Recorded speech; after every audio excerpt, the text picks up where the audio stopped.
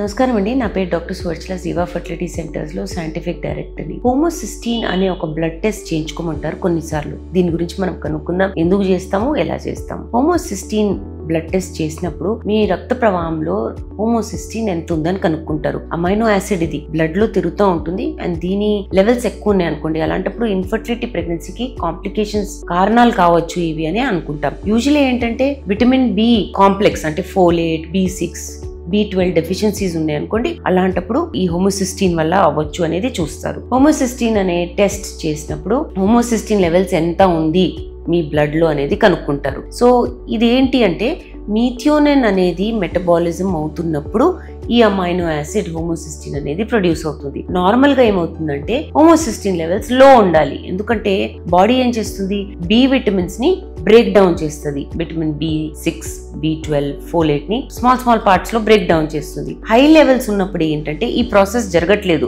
లోగా ఉండాలి. High levels ఉన్నప్పుడు ఈ ప్రాసెస్, ఈ విటమిన్ బి కాంప్లెక్స్ మొత్తం ఏదైతే ఉందో బ్రేక్ డౌన్ అవ్వట్లేదు. దీనివల్ల విటమిన్ డెఫిషియన్సీస్ అవ్వచ్చు, మెటబాలిక్ డిజీజెస్ అవ్వచ్చు. అందుకనే ఈ లెవెల్స్ అనేవి కనుక్కోవడం చాలా ఇంపార్టెంట్. ఎప్పుడు కనుక్కుంటారంటే vitamin B6, B12, folate deficiencies ఉన్నాయి అనుకోండి, బహుశా హోమోసిస్టీన్ లెవెల్స్ ఇంక్రీజ్డ్ ఉన్నాయి అనేది కనుక్కుంటారు. ఇంకోటి హోమోసిస్టినూరియా అనేది ఒక డిసార్డర్ ఉంటుంది, చాలా rare inherited disorders, especially new borns లో.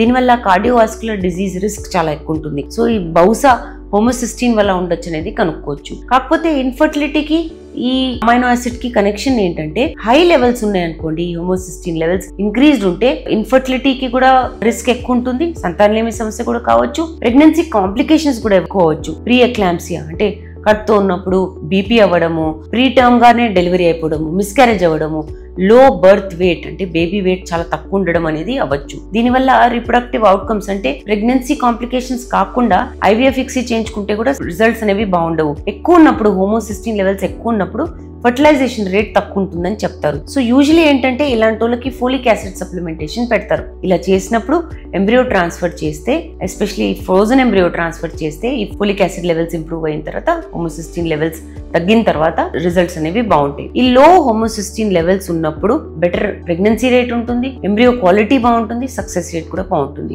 ఎందుకంటే ఎక్కువ ఉన్నప్పుడు హోమోసిస్టీన్ లెవెల్స్ రక్త ప్రవాహాన్ని దెబ్బ కొడతాయి అనమాట, అంటే బ్లడ్ క్లాట్స్ అవుతాయి ఆర్టరీస్ లో. దీనివల్ల గర్భసంచికి, ఓవరీస్ కి బ్లడ్ ఫ్లో అనేది సరిగా ఉండదు. దీని వల్ల కూడా ఎంబ్రియో గ్రేడ్స్ బాగుండవు, నార్మల్ డెవలప్మెంట్ సరిగా అవ్వదు, ఎండోమెట్రియం సరిగా పెరగదు, ఎంబ్రియో క్వాలిటీ అనేది కూడా బాగుండదు. రీసెర్చ్ ఏం చెప్తుందంటే హోమోసిస్టీన్ లెవెల్స్ ఎక్కువ ఉంటే క్వాలిటీ ఆఫ్ ఎగ్స్ ఎంబ్రియోస్ కూడా బాగుండవు. సో యూజువల్లీ ఏంటంటే అన్ఎక్స్ప్లెయిన్డ్ ఇన్ఫర్టిలిటీ ఉన్నప్పుడు, ప్రెగ్నెన్సీ కాంప్లికేషన్స్ ఉన్నప్పుడు డాక్టర్ మీకు హోమోసిస్టీన్ టెస్ట్ చేయించుకోమంటారు.